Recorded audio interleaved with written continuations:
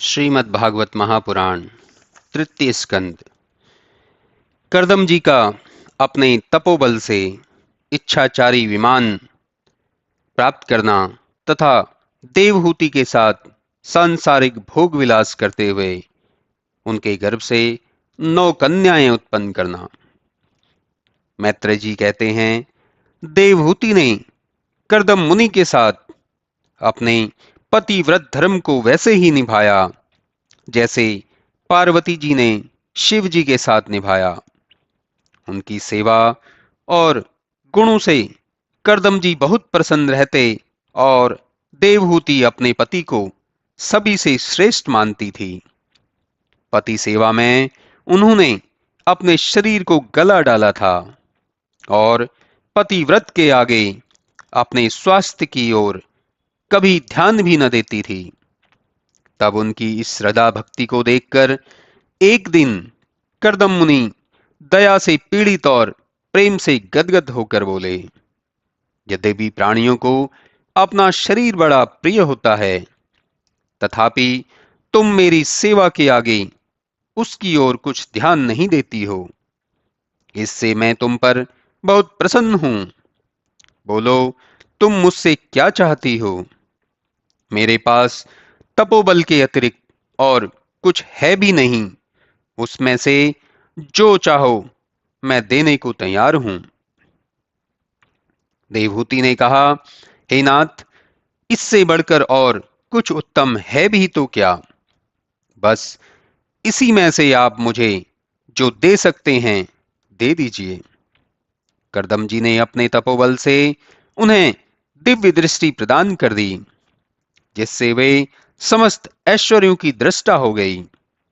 सब सिद्धियां उनके लिए सुलभ हो गई, परंतु देवहूति ने उनकी कोई इच्छा न की और अपने पति महामुनि करदम से बोली, हे द्विजश्रेष्ठ, हे विभो, हे भर्तः, मैं सिद्धियों को लेकर क्या करूंगी? मुझे आपसे एक बात कहनी है। विवाह के समय आपने जो कहा था कि इसको जब तक संतान होगी तब तक मैं सब प्रकार से इसे संतुष्ट करता रहूंगा। हे देव, इधर मेरा भी यही विचार है कि गर्भधारण तक ही मैं आपको गृहस्थाश्रम में रखूं। यदि एक बार भी आपका अंग संग तथा गर्भधारण मात्र हो जाता तो अति उत्तम था। उत्तम पति के सकाश से स्त्री को संतान की प्राप्ति बड़े शोभा की बात है। इसके लिए आप कोई एक मंदिर बनवाइए, जिसमें कामशाला अनुसार आपकी शिक्षा पाकर मेरा शरीर रति के योग्य हो जावे और मेरी इच्छा पूर्ण होवे। मैत्रेय जी कहते हैं, देवहूति की ऐसी इच्छा जानकर महामुनि करदम ने अपने योग बल से तत्क्षण एक इच्छाचारी दिव्य विमान प्रकट किया, जो कामदायक सब रत्नों से पूर्ण था और उसमें सुख की सभी सामग्रियां यथोचित भरी हुई थी। उसमें क्रीड़ा स्थल, शयनागर और आंगन आदि जहां जैसा चाहिए था वहां वैसे ही आश्चर्यप्रद बने हुए थे। जब वह विमान करदम मुनि के आश्रम पर आकर रुका तो मुनि ने पतिव्रता देवहूति से कहा, हे प्रिय, अब इस बिंदुसार कुंड में स्नान कर इस विमान पर चढ़ो, क्योंकि यह विष्णु जी का बनाया परम तीर्थ सर है। पतिव्रता देवहूति जो सरोवर में स्नान करने उतरी तो वहां मुनि के तपोबल से हजारों किशोरावस्था की कन्याओं ने अपने को उनकी दासी कहकर उनकी यथोचित सेवा सत्कार कर सब प्रकार की श्रृंगारिक सामग्रियों से सज्जित कर दिया। देवहूति के शरीर के सभी अवयव निखर उठे। योग माया द्वारा सज्जित अपने को इस प्रकार जगमगाती देख उन्हें अपने पर बड़ा आश्चर्य हुआ। साथ ही करदम जी पर भी उनके प्रेम का अद्भुत संचार हुआ। करदम जी विमान के पास खड़े थे। देवहूति ज्यों ही उनके पास जाकर खड़ी हुई कि उन सर्वालंकृता पत्नी को उठाकर उन्होंने विमान में चढ़ा लिया। उनके बैठते ही विमान आकाश को उड़ गया और दीपों तथा पृथ्वी खंड की जितनी रचना थी करदम जी ने देवहूति को दिखा दिया। इस प्रकार कितने ही सुरम्य स्थानों में पत्नी सहित करदम जी उस दिव्य विमान के द्वारा भ्रमण करते हुए अपने आश्रम को लौटे और यहां आने पर जब जब देवहूति को रति की इच्छा हुई तब तक उनमें वीर स्थापन कर उन्होंने संतान की उत्पत्ति की। हजारों वर्ष का समय एक क्षण के समान व्यतीत हुआ। तब करदम जी ने अपने 9 विभाग करके 9 कन्याएं उत्पन्न की और पुत्र एक भी न हुआ। तत्पश्चात जब करदम जी संन्यास लेकर वन जाने लगे तब मंदिर के ऊपर खड़ी देवहूति हंसने लगी और हृदय से बहुत दुखित भी हुई। करदम जी समझ गए और उन्होंने अपनी वन यात्रा स्थगित कर दी। मैत्रेय जी बोले, हे विदुर जी, अब करदम जी संन्यास यात्रा से कुछ समय के लिए रुक गए।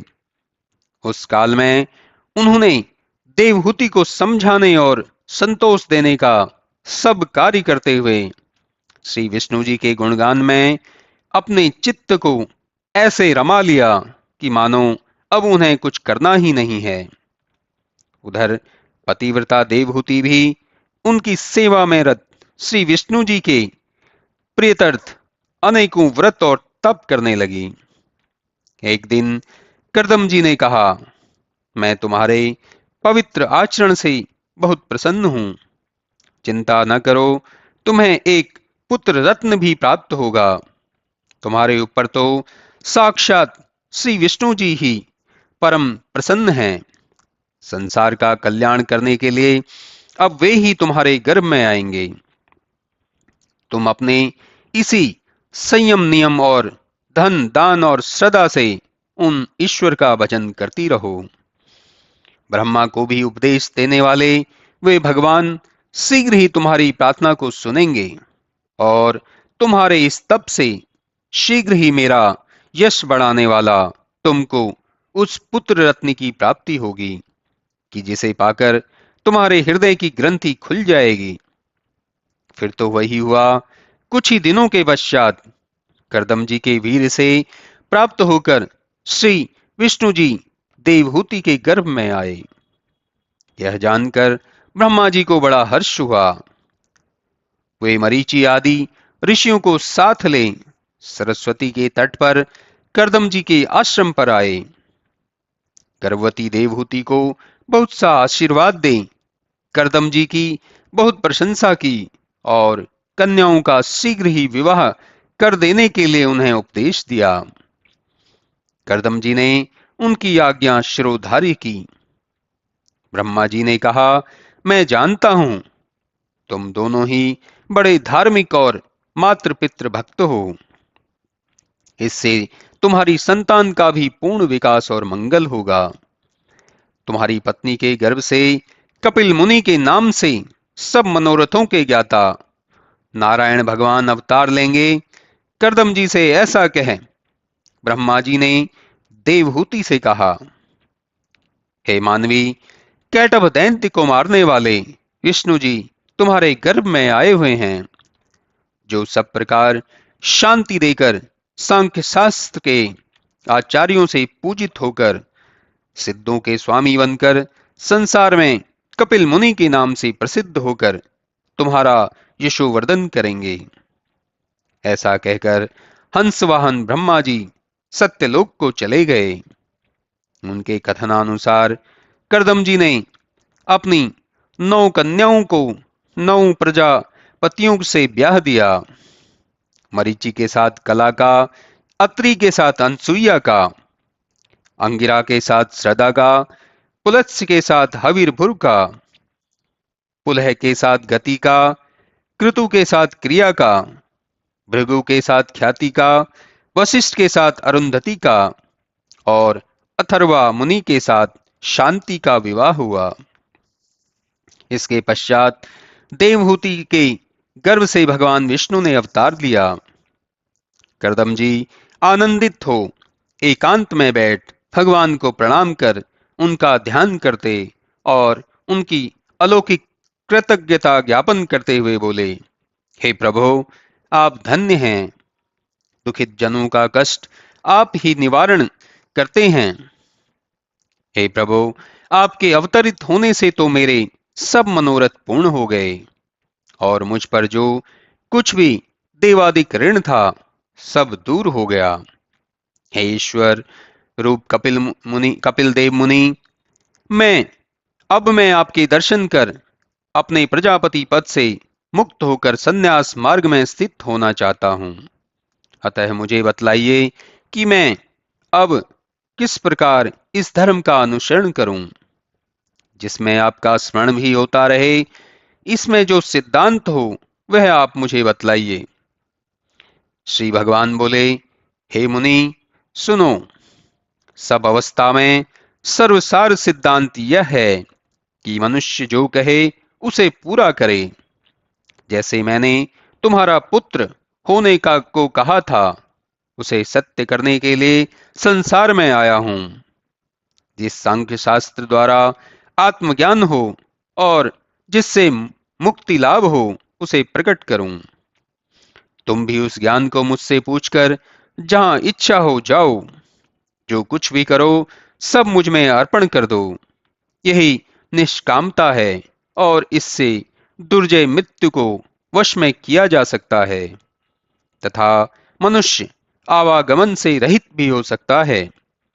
आत्मविद्या सबसे श्रेष्ठ है। अब वही मैं अपनी माता को सुनाऊंगा कि जिससे यह भी भवसागर को पार कर जावेगी। भगवान से ऐसा सुनते ही कर्दम जी उठकर उनकी परिक्रमा किए और प्रसन्नता पूर्वक वन को चले गए।